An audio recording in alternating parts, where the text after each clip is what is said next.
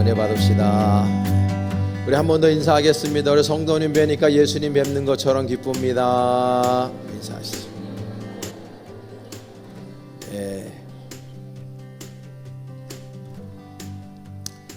오늘 복음의 본질 부활이라고 하는 제목으로 함께 은혜 나누겠습니다.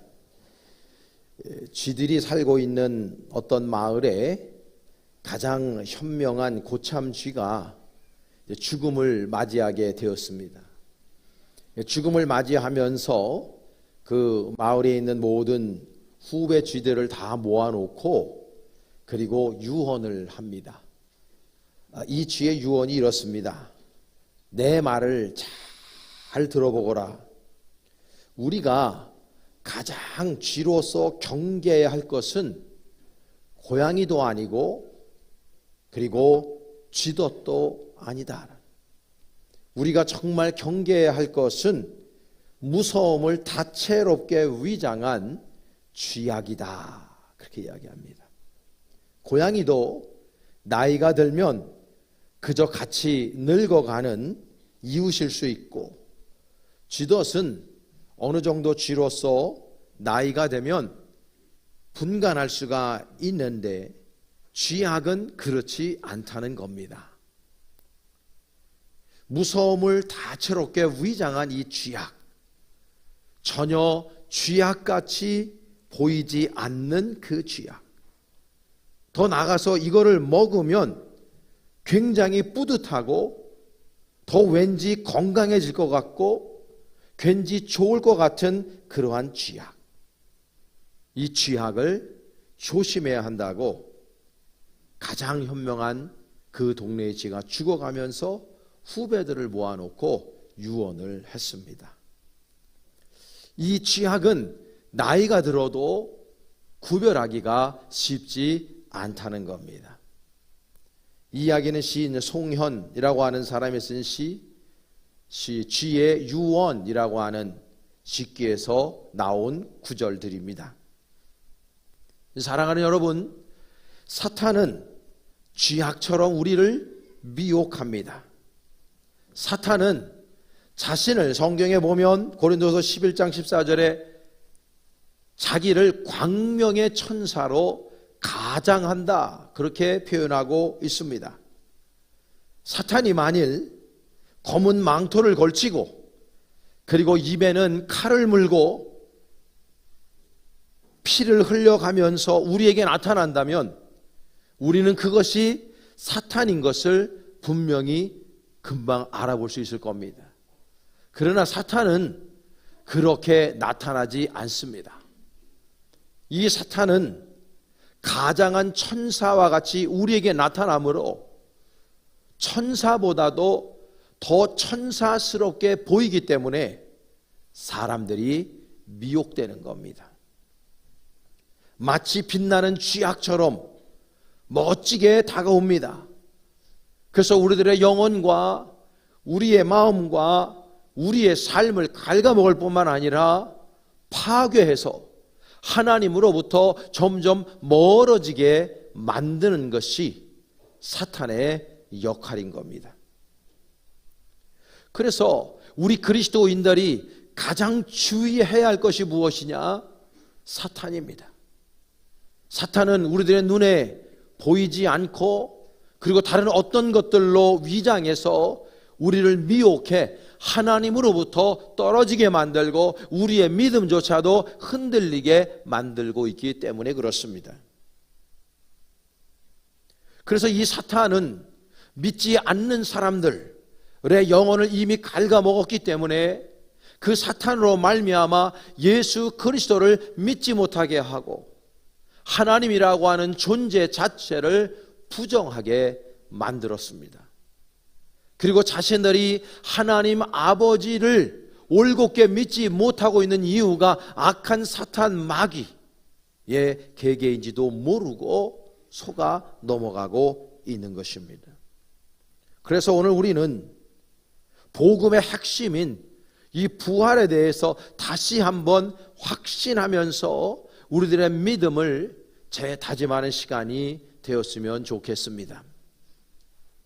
오늘 우리 교회에 처음 방문한 분들이 몇몇 계십니다.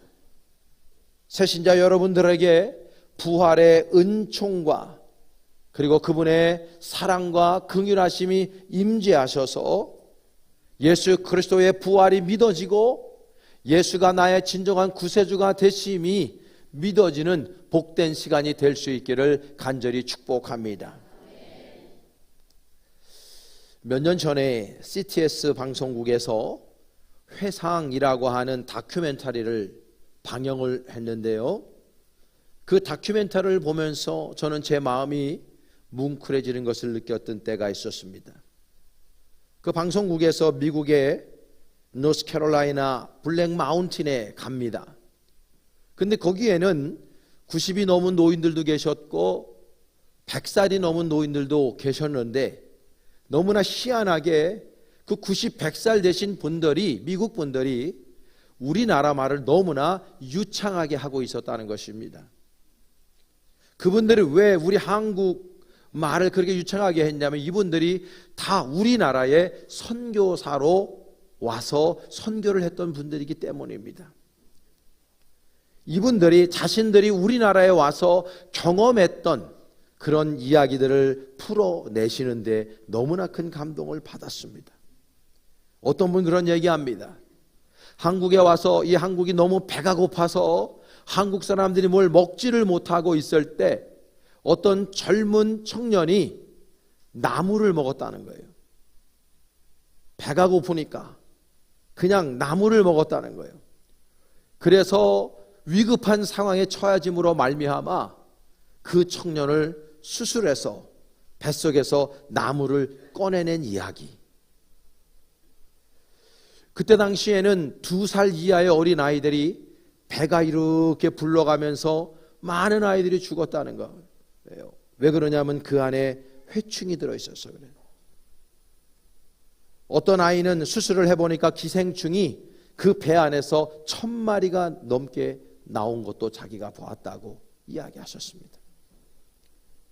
어떤 분은 나병 환자촌에 가서 나병 환자들과 함께 보내면서 그곳에서 그분들을 치료하고 함께 기도하고 공동체 생활을 하던 중에 그분들이 은혜 받고 그 공동체에 있는 모든 분들이 다 예수 그리스도를 믿었다는 이야기도 하시는 분도 계셨었습니다. 1895년도에 어떤 분은 자신의 할아버지가 처음 한국으로 선교사로 들어왔고 그 대를 이어서 4대가 대한민국에 와서 선교사의 역할을 감당한 그런 분들도 있었습니다. 여러분, 도대체 이분들이 왜 그런 삶을 살았을까요? 이분들은 자신의 나라인 지금 지구상의 초1, 2국가인 그 미국에서 편안하게 자신들의 그냥 업을 가지고 그냥 그렇게 살아갈 수 있었던 사람들이었습니다. 그런데 무엇이 그들로 하여금 그렇게 살지 못하고 힘들고 어려운 이 조선 땅을 밟게 하고 이곳에서 복음을 증거하는 삶을 그들이 헌신적으로 희생적으로 살아냈을까요? 그것은 바로 그네들이 예수님에게 사로잡혀 있었기 때문입니다. 복음에 사로잡혀 있었기 때문입니다. 사람은 무엇에 사로잡혀 있느냐에 따라서 그 사람들의 삶의 양태가 완전히 바뀝니다. 물질에 사로잡혀 있는 사람들은 물질을 추구하는 삶을 당연히 삽니다. 레저 스포츠에 사로잡혀 있는 사람들은 그런 것에 투자하는 것들을 아깝게 여기지 않습니다. 우리는 그 어떤 것에 사로잡혀져 있느냐에 따라서 그런 인생을 살아가고 그런 말을 하고 그런 행위를 합니다. 그런데 이분들은 예수 그리스도의 복음에 사로잡혀 있었기 때문에 이 못 사는 대한민국에 와서 자신들의 젊음을 불태우고 수많은 사람들이 우리나라에서 순교당해 죽어갔습니다. 우리나라에도 강화도 같은 데 가면은 순교 기념일 같은 것들이 있습니다. 우리나라에 기록된 것만 3,000명이 넘는 분들이 순교를 당하셨습니다. 그분들의 노고와 그분들의 핏부림과 기도가 지금 우리나라를 이렇게 기독교 강대국으로 만들었을 뿐만 아니라 저와 여러분들이 오늘 부활절 아침에 이 시간에 여기에서 예배드리는 분들이 되었음을 반드시 기억할 수 있기를 간절히 축복합니다. 예수님에게 사로잡히면 절대로 이전의 삶을 살 수 없습니다. 피터 크리프트가 이야기했죠. 예수는 칼이다. 예수 그리스도를 온 인격으로 경험한 사람들은 절대 이전의 삶으로 살 수 없는 것입니다. 복음에 사로잡혔기 때문에 복음을 증언하는 삶을 살 수밖에 없었던 것이죠. 그래서 그 선교사님들이 그런 삶을 이 땅에서 펼쳐 보였던 것입니다. 사람들이 돈 버는 얘기하면 눈이 휘둥그레집니다. 출세하는 것에 대해서 말할 때 엄청나게 관심을 보입니다. 사업에 대해서 나눌 때 귀를 쫑긋하게 세웁니다. 그러나 그 모든 것들은 하나님 아버지의 진정한 관심사가 아니에요. 우리 하나님 아버지의 진정한 관심사는 복음으로 무장하고 특별히 부활신앙으로 무장해서 그 복음의 능력 따라서 살아가는 사람들에게 하나님은 가장 큰 관심을 기울이고 계신 줄로 믿습니다. 그러면 우리들에게 있어서 이 부활신앙은 기독교의 정수입니다. 기독교의 본질입니다. 그래서 이 복음의 에센스가 무엇이냐? 그것은 바로 resurrection, 바로 부활입니다. 기독교가 어디 위에 세워졌느냐? 이 부활신앙에 세워진 겁니다. 예수 그리스도께서 부활하셨다라고 하는 이 정언적인 명령과 진리 앞에 세워진 것이 바로 기독교인 것입니다. 그분이 우리들의 부활의 첫 열매가 되셨다 성경을 말씀하고 있고, 그래서 우리가 우리의 육신의 삶을 다 끝내고 예수님께서 재림하시는 그날에 저와 여러분들도 영광스러운 부활체를 입고 영원토록 우리 주 예수 그리스도와 함께 살아갈 줄로 믿습니다. 오늘 본문은 사도 바울이 수많은 신학적인 이야기를 했습니다. 그 중에서도 가장 본질적이고 에센스적인 그러한 내용을 담고 있는 메시지입니다. 본문에 보면 성경대로 그리스도께서 우리 죄를 위하여 죽으셨다 그랬습니다. That Christ died for our sins according to the scriptures. 성경에 따라서 예수가 죽었다는 겁니다. 수많은 사람들은 야, 죽은 사람이 어떻게 부활하냐? 그래서 예수 그리스도의 죽음을 인정하지 않습니다. 그러나 성경은, 그리고 사도 바울은 분명히 말씀하고 있습니다. Jesus Christ died. 왜 죽었느냐? For our sins. 우리의 죄 때문에, 우리 인류의 죄 때문에 그분이 죽었다고 그렇게 선언하고 있습니다. 기독교는 여기서부터 출발합니다. 예수가 죽었다는 것에서부터 출발하는 겁니다. 그분이 왜 죽었느냐? 허무하게 죽은 것이 아닙니다. 물질을 쫓아다니며 죽은 것이 아닙니다. 명예와 권력을 쫓아 죽은 것이 아니라 그분은 바로 우리들의 죄로 인하여 죽었다고 성경은 말씀하고 있습니다. 두 번째로는 장사 지낸 바 되셨고, that he was buried. 그분은 죽어서 장사를 지냈습니다. 무덤 가운데에 들어가 있었다는 것입니다. 그리고 세 번째로는 그분은 that he was raised. 그분이 부활했다는 거죠. On the third day, according to the scriptures. 성경에 의하여, 성경에 따라서 그분이 3일 만에 부활하셨다라고 선언하고 있습니다. 죽음으로 출발한 우리 기독교는 예수 그리스도의 부활에서 꽃을 피우는 것입니다. 예수 그리스도께서 죽으시고 그리고 장사 지낸 바 되셨다가 3일 만에 부활하셨다는 것입니다. 그리고 마지막으로는 that he appeared to Cephas. 이 케파스라고 하는 말은 베드로의 영어식 표현입니다. 그러니까 베드로에게 보여주셨다. 그 이외에 500여 명에게 보여주셨다. 만삭되어 나지 못한 나 같은 자에게도 보여주셨다. 그러니까 수다한 증인들이 있다는 겁니다. 예수 그리스도께서 부활하신 것에 대한 수다한 증인들이 있다는 것입니다. 한두 사람이 봤으면 그 사람들이 짜고 거짓말을 시킬 수 있었겠지만은 예수 그리스도의 부활을 본 사람들이 500여 명이나 넘습니다. 그 사람들이 예수님의 부활을 증언하게 된 것이고, 그리고 다메섹 도상에서 예수 그리스도를 온인격적으로 경험한 사도 바울도 예수 그리스도의 부활을 경험하고 그리고 저런 메시지를 지금 전하고 있는 것입니다.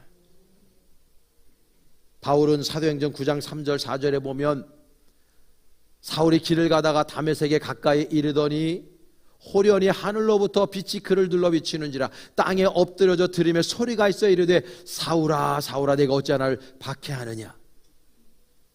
지금의 시리아의 수도인 다마스커스 다메섹으로 가다가 이날도 예수 그리스도를 믿는 사람들을 잡아 죽이고 감옥에 가두기 위해서 공문을 들고 가다가 또 다메섹 도상에서 예수 그리스도의 부활을 만나는 겁니다. 부활하신 주님을 만나고 사울아 사울아 네가 나를 왜 핍박하느냐라고 하는 그 정언적인 명령 앞에서 사울은 꼬꾸라지고 이제는 이방 선교사로서의 사명을 부여잡고 그리고 일평생을 산 사람입니다. 바울은요 그대로 살았으면 사내들인 공예 회원이 됐을 법한 사람입니다. 1세기 때 3개 국어를 적어도 했던 사람입니다. 굉장히 똑똑한 사람입니다. 가말리알 문화생 출신이기도 하고 다소, 그때 당시에 다소는 문화와 그리고 경제 그것뿐만 아니라 가장 교육이 발전된 도시가 다소입니다. 그곳 출신이라는 거지. 그만큼 그분은 가지고 있는 것이 굉장히 많이 있었던 사람이었습니다. 얼마든지 출세길이 열려 있었던 사람이에요. 그런데 이 사람이 예수 그리스도를 믿고 난 다음에 그네들의 인생이 완전히 바뀐 것입니다. 예수 그리스도를 핍박했던 사람이 예수를 이제는 증거하는 사람으로 바뀐 겁니다. 예수님의 그 복음이, 부활하신 그 예수님을 만난 그 만남이 바울의 인생을 완전히 바꿔놓은 것입니다. 말씀드렸죠. 예수 그리스도를 온인격으로 만난 사람들은 절대로 그 이전의 삶으로 돌아갈 수 없다고 말이죠. 사도 바울이 그런 인생을 살아낸 겁니다. 이탈리아 로마에 가면 로마 근교에 바울 순교 기념교회가 있습니다. 거기에서 사도 바울이 순교를 당했다라고 하는 그 지역인데요, 그분이 나중에 맨 마지막에 죽을 때 목이 잘려 죽죠. 그때에 도끼로 그분의 목을 내려쳤습니다. 그 그림이 그 교회의 그림으로 되어져 있고, 목이 몸에서 분리가 됐을 때 3번 땅바닥에 떨어졌는데 거기에서 샘이 솟아났다고 해서 그 교회 이름이 뚜레 폰타네, 세계의 우물이란 뜻입니다. 그 아름다운 교회가 그렇게 기념교회로 세워져 있습니다. 사도 바울은 예수 그리스도의 부활을 만나고 난 이후에 그의 삶을 완전히 주님께 온전히 드림으로 그의 삶은 순교의 삶으로 끝마쳐지게 됐습니다. 왜? 그분이 부활을 믿고 있었기 때문입니다. 내 육신은 죽으나 그러나 내 영이 살아서 영원토록 주님과 함께 살 것을 믿는 믿음, 그 부활의 믿음이 사도 바울로 하여금 그런 삶을 살아가게 만든 겁니다. 예수님의 모든 제자들도 그랬고 수많은 예수 그리스도를 믿는 주님의 진정한 제자들이 다 그런 삶을 살았습니다. 삶의 목적이 바뀐 거죠. 물질이 목적이었던 사람, 쾌락이 목적이었던 사람, 세상의 성공이 목적이었던 사람들이 예수 만나고 난 이후에 목적이 완전히 바뀌어 부활신앙으로 무장해서 이제는 주님을 증거하는 삶을 살았던 걸 우리가 기억해 볼 필요가 있습니다. 사랑하는 성도 여러분, 우리도 부활의 신앙으로 무장할 수 있기를 바랍니다. 복음의 본질은 부활입니다. 이 부활의 신앙이 저와 여러분들 이 땅을 살게 하는 가장 큰 원동력이 되고, 우리도 우리의 육신의 삶, 100년도 살지 못하다가 죽는 이 삶이 끝나고 난 다음에 그것이 끝나는 삶이 아니라 결국 우리의 삶은 영원토록 사는, 부활체를 입고 주님과 영원토록 산다는 것을 기억하고 이 땅에서 이 악이 관영한 세상 속에서 우리의 믿음을 날마다 지켜나가며 부활신앙으로 무장해서 늘 주님의 복음을 증거하고 예수적 삶을 통해서 나누고 베풀며 용서하며 나눠주는 삶을 통해서 주님 마음을 기쁘시게 시원하게 만들어 드릴 수 있는 삶을 저와 여러분들이 날마다 살아내실 수 있기를 간절히 축원합니다.